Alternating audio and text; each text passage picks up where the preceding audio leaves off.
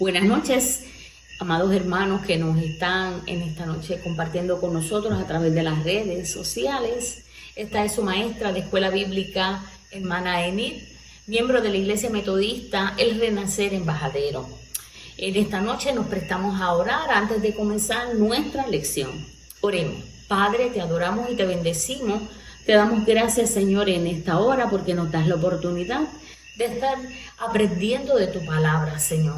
Pedimos, Padre Celestial, que tu Espíritu Santo nos dirija, que nuestra mente y nuestro corazón esté, Padre Santo, dispuesto a recibir el mensaje de tu palabra que tienes en esta hora para nosotros. En el nombre de Jesús te pido que seamos hacedores de tu palabra. En el nombre de Jesús, amén. En esta noche continuamos con la primera unidad titulada Autoestima. Y la lección número 2 para el día de hoy se titula Somos capaces. La base bíblica se encuentra en Éxodo 3, del versículo 1 al 15. Recordemos que Éxodo significa salida. Los propósitos en esta hora para la lección son deducir las posibles experiencias que pudieron haber generado complejos de inferioridad en la vida de Moisés. También, por otro lado, vamos a reflexionar en torno a las fortalezas de Moisés para poder llevar a cabo la encomienda que Dios le iba a asignar. Además, analizaremos la manera en que Dios trabajó para manejar la pobre autoestima de Moisés. Como siempre me gusta hacer, vamos a hablar un poquito y brevemente del libro de Éxodo. Como le dije, significa salida y es la historia el libro de Éxodo relata la historia de la salida del pueblo de Israel de Egipto y la llegada a Canaán o a la tierra prometida. El autor o escritor es Moisés y está dirigido o escrito para el pueblo de Israel. El trasfondo histórico, el pueblo de Israel se encontraba esclavizado, cautivo en Egipto, sufriendo la opresión, ¿verdad?, que los egipcios hacían sobre ellos. Los tenían esclavizados, y no solamente esclavizados, sino que los maltrataban de una manera terrible. Algunos conceptos importantes o vocabulario que debemos entender antes de comenzar hoy de lleno a la lección son los complejos de inferioridad. Esto es un sentimiento en el que una persona se siente menos, que tiene menos valor que las demás personas. El autosabotaje, por otro lado, son conductas que inconscientemente hacen las personas que tienden a obstaculizar las consecuencias de metas o logros. Y eso, el autosabotaje es impuesto o autoinfligido, o sea, nosotros mismos lo hacemos contra nosotros. Y por último, la tartamudez, que es un trastorno de comunicación que se caracteriza por la interrupción involuntaria. O sea, la persona es sin querer, es involuntario del habla, que se acompaña de tensión muscular en la cara, el cuello y miedo y estrés. O sea que la tartamudez no solamente es incapacidad de hablar con fluidez, sino también que es miedo, es estrés y es mucha opresión en los músculos. La lección o la base bíblica, como les había mencionado, es Éxodo 3 del 1 al 15 y voy a estar leyendo de la Nueva Traducción Viviente. Y la palabra del Señor la leemos en nombre del Padre, del Hijo y del Espíritu Santo. Cierto día Moisés se encontraba apacentando el rebaño de su suegro Yetro, quien era sacerdote de Madián. Llevó el rebaño al corazón del desierto y llegó al Sinaí, monte de Dios. Allí el ángel del Señor se le apareció en un fuego ardiente en medio de una zarza. Moisés se quedó mirando, lleno de asombro, porque aunque la zarza estaba envuelta en llamas, no se consumía. Esto es increíble, se dijo a sí mismo, porque esa zarza no se consume. Tengo que ir a ver de cerca. Cuando el Señor vio que Moisés se acercaba para observar mejor, Dios lo llamó desde el medio de la zarza. Moisés, Moisés. Aquí estoy, respondió él. No te acerques más, le advirtió el Señor. Quítate las sandalias, porque estás pisando tierra santa.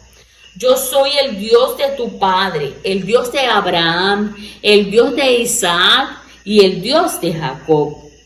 Cuando Moisés oyó esto, se cubrió su rostro porque tenía miedo de mirar a Dios. Luego el Señor le dijo: ciertamente he visto la opresión que sufre mi pueblo en Egipto.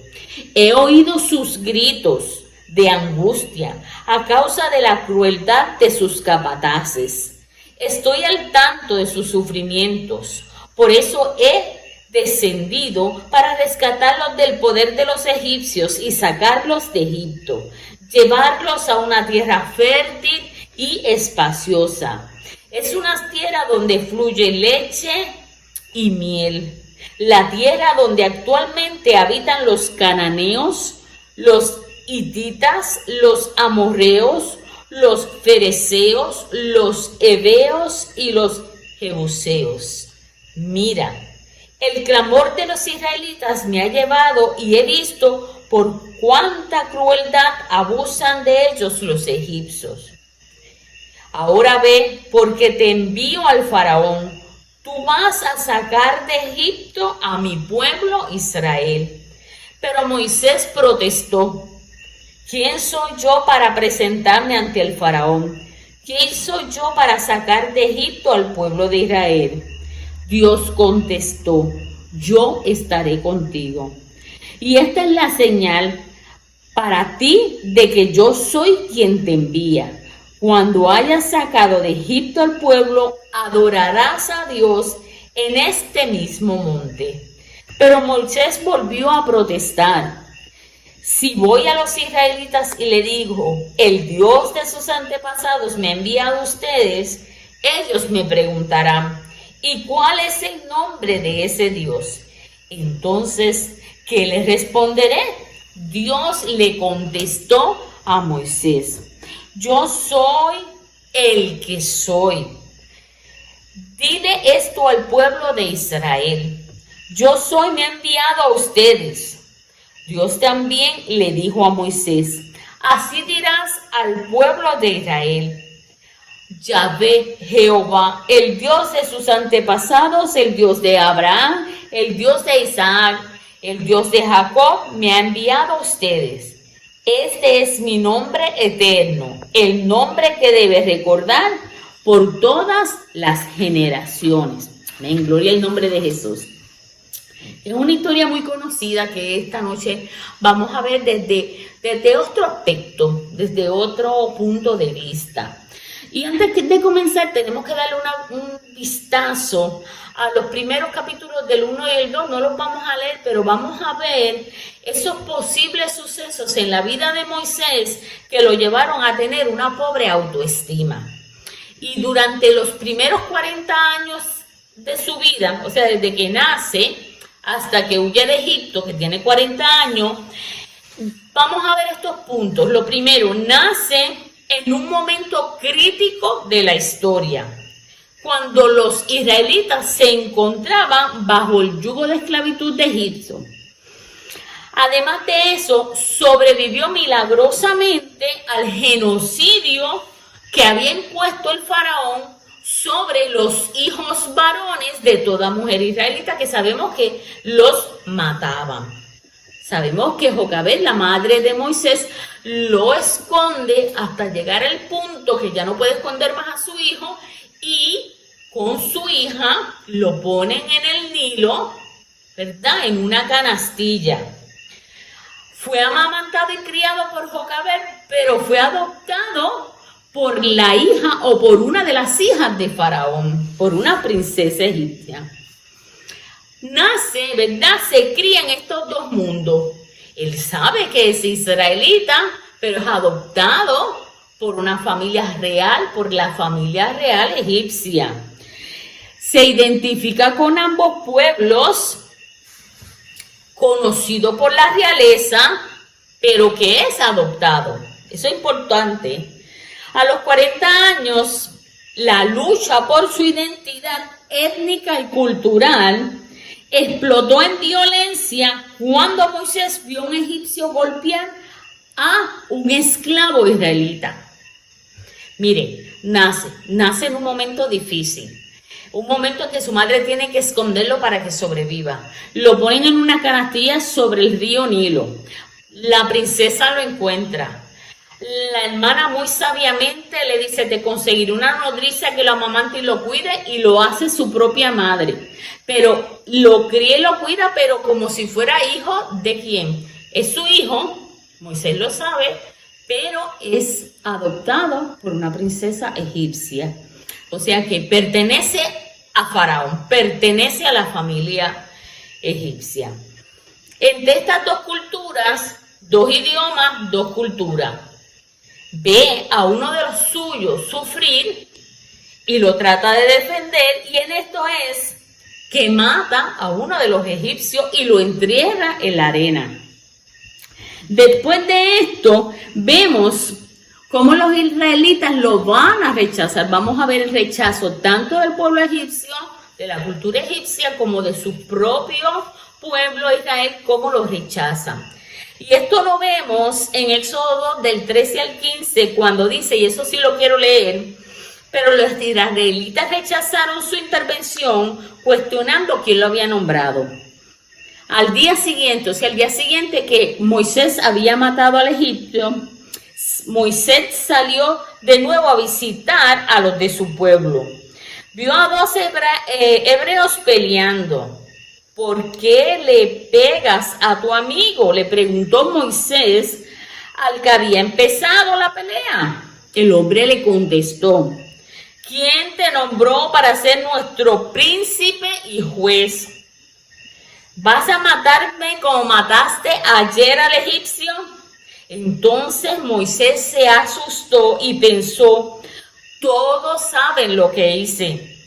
Efectivamente, el faraón se enteró de lo que había ocurrido y trató de matar a Moisés, pero huyó de Faraón y se fue a vivir a la tierra de Madián.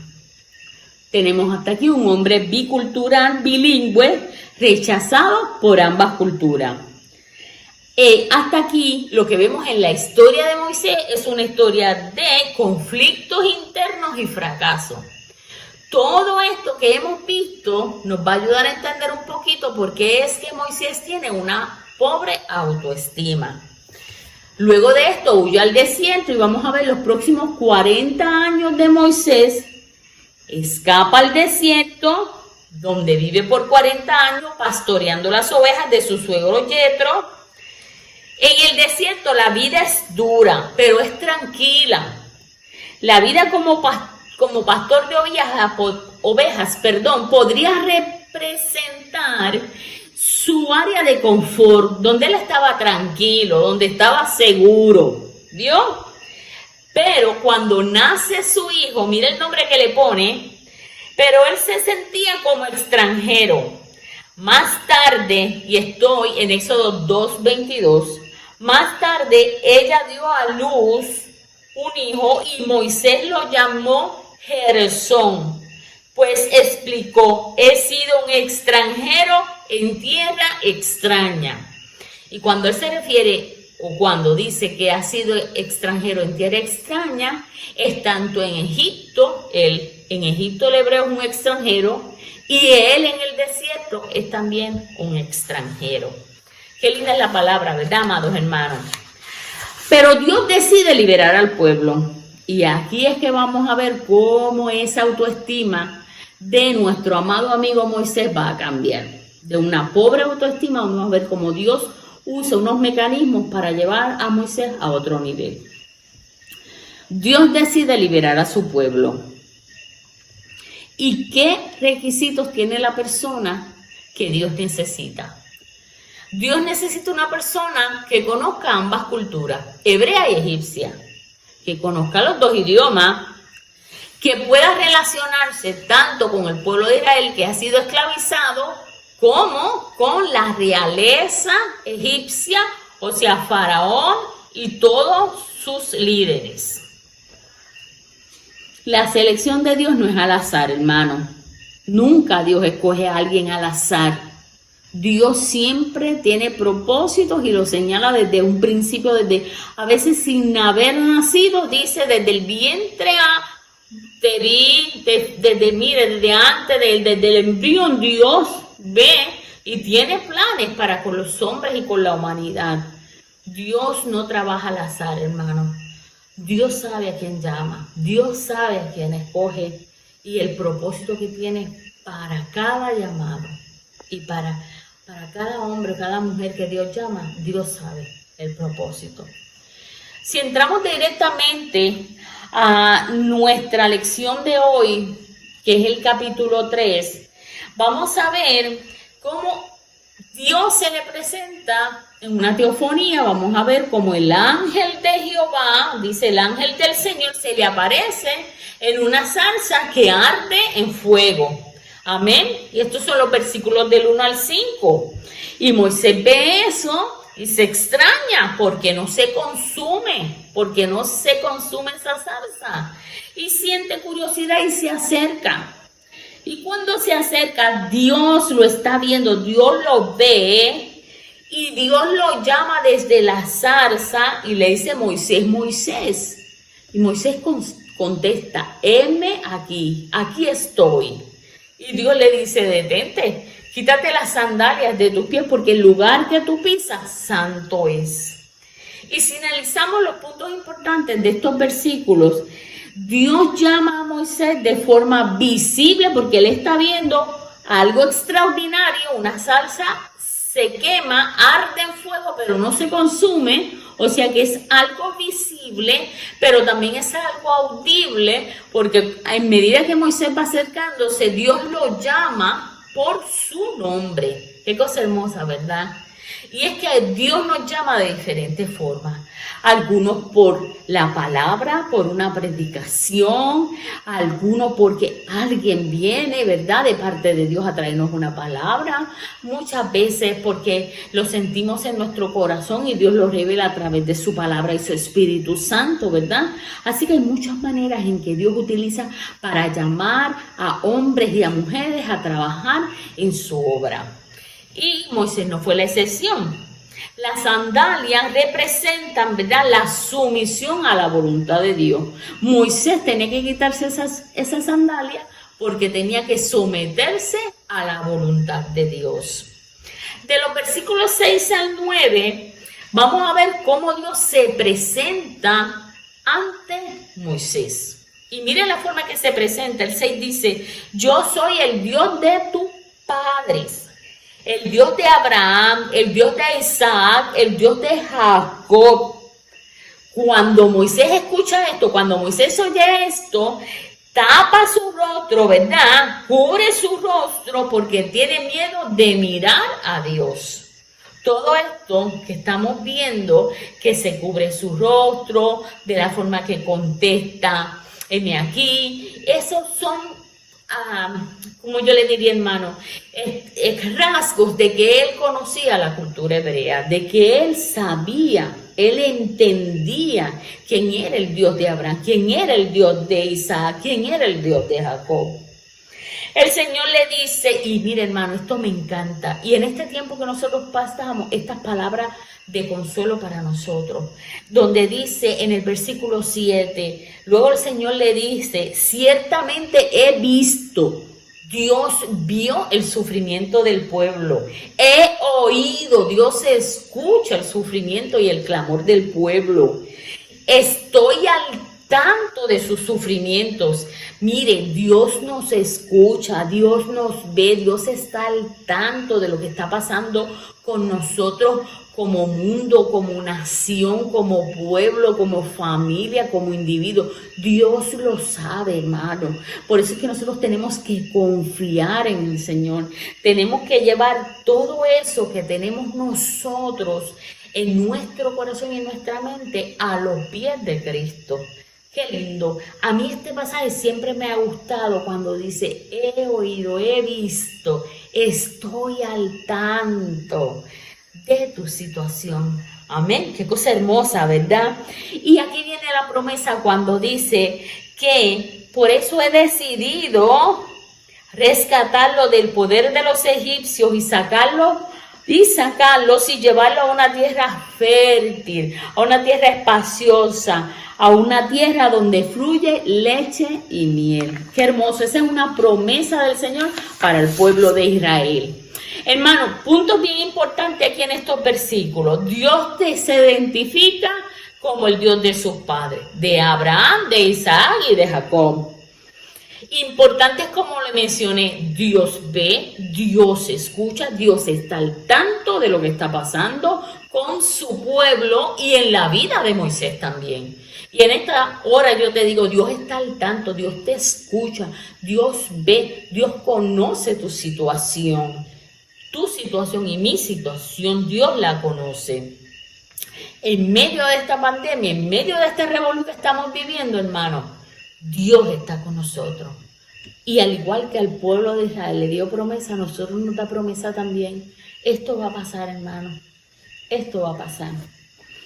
El versículo 10 dice, ahora ve donde te envío al faraón.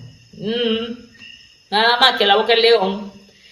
Tú vas a sacar de Egipto a mi pueblo Israel. Ese es el versículo 10. Mire, para ahora sí es verdad que se pone esto bueno. Aquí es que este hombre empieza a temblar. Hasta ahora la visión, las palabras, todo había sido maravilloso. Pero ahora viene la encomienda, ahora viene la tarea, ahora viene el trabajo. Le dice, ahora ve. ¿Y quién va a ir? Moisés. Dios llama, Dios envía a un hombre que por 80 años Dios había estado preparando. Moisés no lo sabe, por eso es su inseguridad, por eso es posiblemente su baja autoestima, por todas las experiencias que vivió. Pero todas esas experiencias negativas Dios las va a transformar en bendición. ¿Por qué? Mire, lo que nosotros vemos en la vida de Moisés no es lo que Dios ve. Como le había explicado anteriormente, Moisés nace y es salvado milagrosamente, criado por su propia madre, adoptado por la hija de Faraón, sobreviviente en el desierto, ¿verdad? Este es el hombre que Dios ha preparado, por 80 años lo ha preparado. Algunos de nosotros nos preocupamos porque si pasamos de 25 y Dios no nos ha llamado al pastorado, al ministerio, evangelizar, ya que... No, hermano, mira, a los 80 años llamaron a Moisés. Amén. Dios puede usar a quien Él le plazca, cuando Él le plazca y como Él le plazca, no importa la edad. Dios siempre prepara a su gente y los usa conforme su voluntad. El versículo 11 al 15 empiezan las protestas de Moisés. Como le explicaba, hermano, todo había sido maravilloso, la salsa de Dios me habla, las promesas, Dios escuchó el sufrimiento, todo está bien, hasta el momento de que me llama. Dios llama y entonces que Moisés comienza a dar peros, excusas, objeciones. Y las quiero ver las preparé como en manera de tablita y le voy a decir las objeciones o las protestas de Moisés y cómo Dios le va a contestar. Lo primero que dice, y estoy en el versículo 3:11, por los que están siguiendo la Biblia o la revista, ¿quién soy yo? Moisés le dice, ¿quién soy yo? Yo no soy digno de que tú me llames, es lo que piensa Moisés.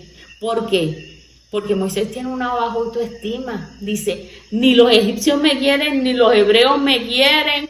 Maté a un hombre, soy un asesino, soy un prófugo. Eso es lo que Moisés ve.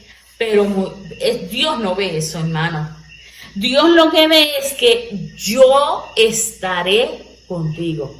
Y si Dios está con nosotros, no hay cosa, no hay trabajo que nosotros no podamos realizar si Dios está con nosotros. Muy importante, hermano. Hace poquito leí un libro que decía, lo feo de nuestras vidas Dios lo usa.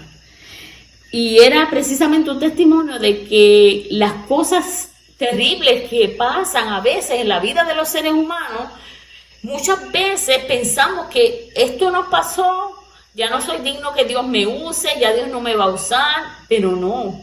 Esas experiencias Dios las torna en bendición y Dios las usa, hermano, para su gloria y para su honra. Amén.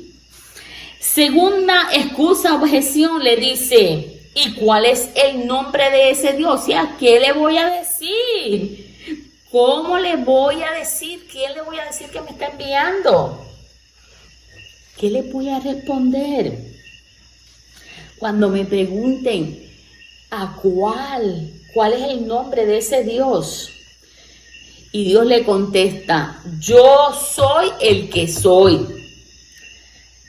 Dile esto al pueblo de Israel, yo soy, me ha enviado a ustedes.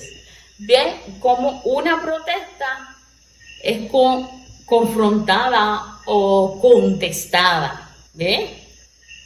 Y mire, hermano, es muy importante que nosotros entendamos que Dios le está contestando y lo está contestando con amor y misericordia. ¿Por qué? Porque Dios sabe todo lo que ha sufrido Moisés. Dios sabe que Moisés no se siente capacitado, no se siente preparado para la misión que Dios le está encomendando. Una tercera objeción o protesta es, ¿qué hago si no creen, no me hacen caso? ¿Qué hago si me dice, el Señor nunca se te apareció? Y entonces Dios le dice, ¿qué tienes en la mano? Una vara, tírala al piso, se convierte en una serpiente. Tómala. Cuando Moisés la toma, la serpiente vuelve y se convierte ¿en qué? En una vara de pastor. ¿Ah? Dice, ahora mete tu mano en tu costado. Y la mano se llena de lepra, ¿verdad? Pero cuando la vuelve y la mete y la saca, está limpia completamente. ¿Ve? Así que Dios le dice, este llamado que yo te estoy dando, que te estoy diciendo que yo voy contigo, yo estaré contigo y haré grandes prodigios y milagros. ¿Quién lo va a hacer? Dios, no Moisés, Dios. Porque Moisés solamente es un instrumento en las manos del Señor. La cuarta y la más famosa de todas, soy tartamudo. Moisés rogó al Señor, oh Señor, no tengo facilidad de palabra, nunca la tuve, ni siquiera ahora que tú me has hablado. Se me traba la lengua y se me enredan las palabras. Entonces, mire qué manera del Señor contestarle. ¡Ay, qué cosa hermosa! Eso está en el versículo, en los capítulos 4, versículos 11 al 12. Entonces el Señor le preguntó, ¿quién formó la boca de una persona? ¿Quién decide que una persona hable o no hable? ¿Que oiga o no oiga? ¿Que vea o no vea? ¿Acaso no soy yo el Señor? Ahora ve, yo estaré contigo cuando hables y te enseñaré lo que debes hacer. Recuerde que la clave del éxito de Moisés es que Dios va a estar con él. Una promesa, yo voy a estar contigo. Y esa promesa Dios nos la hace hoy a nosotros también. Dios está con nosotros, hermanos. Ahora tenemos que ver qué es lo que ve Dios y qué es lo que ve Moisés. Lo que ve Dios. Dios ve las fortalezas de Moisés. ¿Vieron? En los objetivos lo presentamos. La fortaleza es un hombre que conoce ambas culturas, hebrea y egipcia. Un hombre que habla los dos idiomas, que los domina. Tiene familiares, allegados, amigos y conocidos en ambas culturas. Conoce el desierto. Y además es el instrumento de Dios, el instrumento que Dios ha preparado en medio de la crisis y el dolor para sacar a ese pueblo a la tierra prometida. Pero ¿qué es lo que ve Moisés? Y aquí está el problema, porque nosotros muchas veces nos vemos como Moisés. Moisés se ve, no soy digno. Yo no soy digno de que me llames ni me envíes. Ellos me rechazarán. ¿Quiénes lo van a rechazar? Hebreos y egipcios. Moisés está claro en eso. No me creerán. No me harán caso. Soy tartamudo. Mi hermano, esas son las debilidades de Moisés. ¿Cuáles son las debilidades de Moisés? Su baja autoestima, el pensar que no puede, yo no puedo. Ya estamos terminando la lección, hermanos, pero quisiera aclarar unos puntos bien importantes. ¿Por qué Moisés tiene una baja autoestima? Hermano, por todo ese background, por todo eso que vivió y sufrió. Muchas personas, hermanos, aún en la fe, que tienen una baja autoestima, nosotros somos muy fáciles para juzgar. Pero debemos ser entendidos. A lo mejor, tal vez, quién sabe, esa persona ha sufrido alguna situación que lo lleve a pensar que tiene menos valor, que es menos que las demás personas. Ahora, no podemos dejar a esas personas así. Tenemos que ayudarla a que esa autoestima mejore, que esa autoestima crezca, que entendamos que somos criaturas hechas por Dios, a su imagen y semejanza, que somos valiosos para el Señor. Amén. Y si necesita ayuda terapéutica, psicológica, buscarla, hermano, eso no es malo. Malo es quedarse ahí como, ay, yo no puedo, ay, yo no sé, ay, yo soy feo, ay, qué tonto yo soy. Todas esas cosas son malas y no nos llevan a ningún lado ni nos ayudan, hermano. Mira, hermano, tal vez usted está mirándome y usted lo que ve es, voy a hablarles jocoso como yo soy. Usted tal vez me está mirando y dice, esa es una vieja gordita, por no decir gorda, ¿verdad? Eso es lo que usted está viendo, pero yo, eso no es lo que yo veo. Yo veo una mujer de 55 años, llenita, gordita, pero en las manos del Señor, bendecida cada día, bendecida y bendecida por el Señor. ¿Ven?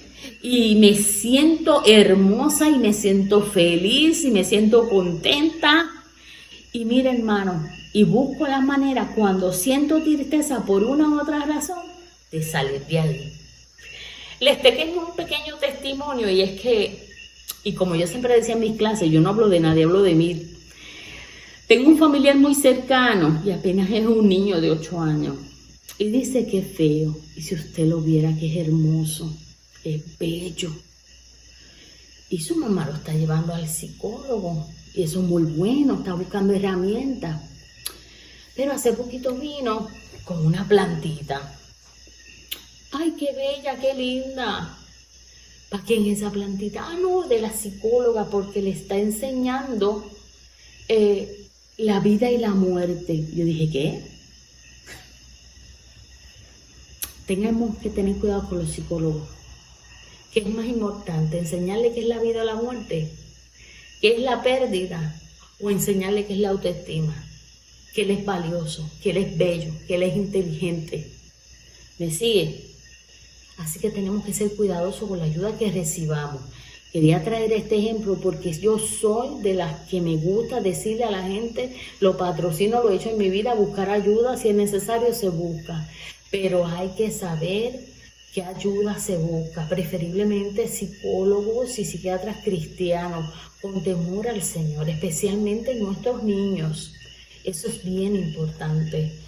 Hoy hay muchos jóvenes con una autoestima bien bajita porque compiten con las figuras que ven en televisor, con los hombres y mujeres que ven en televisor. Y mira, hermano, y eso hay que trabajarlo con nuestros niños, con nuestros jóvenes, enseñarles que ellos son valiosos, que son importantes, ¿ve? Que son hermosos en las manos del Señor. Recuerdo una propaganda, que te hacían la camiseta, unas camisetas que habían unos niños y dice, yo soy valioso porque Dios no hace porquería. Mire, hermano, Dios no hace porquería, todos nosotros somos valiosos en las manos del Señor, somos hermosos en las manos del Señor. Quiero terminar con un ejercicio que presenta la lección y se los quiero explicar muy brevemente. Y se los voy a dar ahora, pero quiero decirles también que Dios en su amor y su misericordia trabajó con cada una de las limitaciones y objeciones de Moisés para cumplir su propósito en la vida de Dios. Y sabemos que Moisés es uno de los líderes más grandes del Antiguo Testamento. Como dice Filipenses 1:6, y estoy seguro de que Dios, quien comenzó la buena obra en ustedes, la culminará hasta que quede completamente terminada el día que Cristo vuelva. El ejercicio de autoevaluación explica la revista Bola Expositor que nos paremos frente a un espejo y por unos minutos, ¿verdad?, en silencio, contemplemos lo que vemos ahí en el espejo y que nos autoanalicemos, que nos preguntemos qué vemos en ese espejo. ¿Cómo es la persona que ves en el espejo? ¿La conoce? ¿Qué fortalezas tiene esa persona? ¿Qué debilidades tiene esa persona? ¿Qué es lo más que le gusta a esa persona? ¿Qué cambiarías de esa persona? ¿Crees que Dios te ve? Mira, hermano, ese es un amén. Dios siempre nos ve. Dios siempre nos ve. Y para mí, lo más importante de esta lección, amado hermano, es que usted entienda, como dice ese versículo, que Dios, al igual que el pueblo de Israel, Dios te ve, Dios te escucha, Dios está atento a tu situación. Si te sientes triste, si te sientes menos que los demás, mire, busque en oración el consuelo y la dirección del Espíritu Santo de Dios. Amén. Fortalezca esa autoestima. Cuando se mira en el espejo, yo soy bella, yo soy bello. Amén. Si en nuestros jóvenes, si nuestros niños, usted lo ve con una autoestima bajita, trabajemos para mejorar esa autoestima, para que nuestros jóvenes, para que nuestros niños sean jóvenes y niños con una autoestima valiosa, grande, poderosa, porque son hijos e hijas de Dios, hijos e hijas de un Dios poderoso, de un Dios lleno de amor y misericordia. Oremos para ser despedidos. Esperemos que esta lección haya sido de bendición para tu vida. Oramos. Padre, te adoramos, te bendecimos, Señor. Te doy gracias en esta hora, Señor, porque tú nos ves, porque tú nos escuchas, porque tú estás atento a nuestro sufrimiento, Señor. A aquellos de nosotros que nos sentimos contentos, alegres, pero algunas veces nos sentimos tristes y deprimidos. Aquellos que se sienten con una autoestima baja, te los presento, los pongo en tus manos, pidiendo que tú obres en sus vidas y que le demuestres lo valioso, lo importante que son ellos para ti, Jesús. En el nombre de Jesús de Nazaret, los pongo en tus manos, Señor. Amén y amén. Dios te bendiga, amado hermano.